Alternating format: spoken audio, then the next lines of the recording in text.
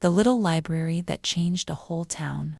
In a small, forgotten town, there was a dusty library that few people visited anymore. The shelves were filled with neglected books covered in cobwebs, their stories waiting to be told.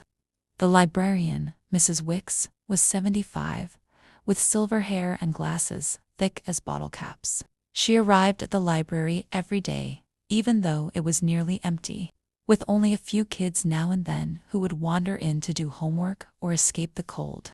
One autumn morning, a young boy named Tim wandered in, his shoes worn and his clothes thin. With a shy glance at the dusty shelves, he whispered to Mrs. Wicks, "Do you have a book with pirates?" Mrs. Wicks' face lit up. She took a worn, dog-eared book from the shelf and handed it to Tim with a warm smile. "Read this and come back to tell me what you think."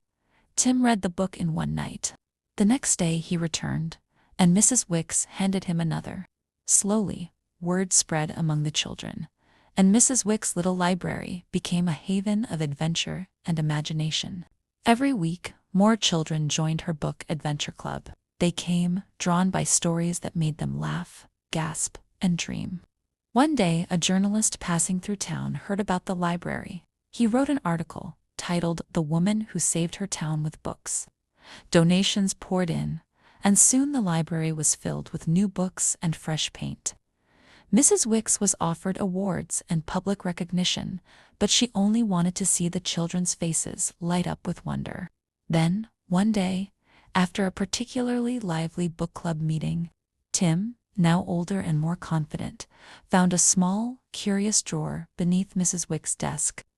It was unlocked, so he gently opened it, and inside he found dozens of neatly folded letters, all in the same handwriting, each addressed to future Mrs. Wicks.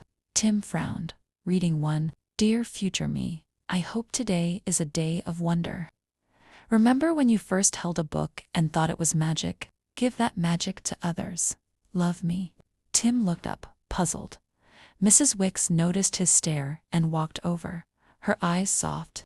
She knelt beside him, opening the drawer wider. "What is this?"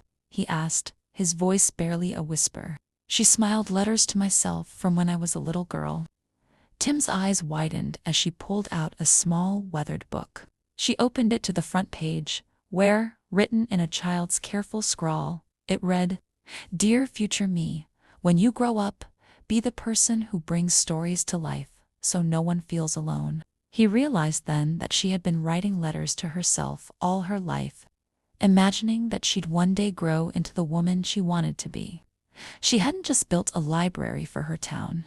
She had built one for the little girl she'd once been, hoping someone would come to visit and share in her joy. Tim was speechless, his heart swelling as he looked at Mrs. Wicks with a new sense of awe.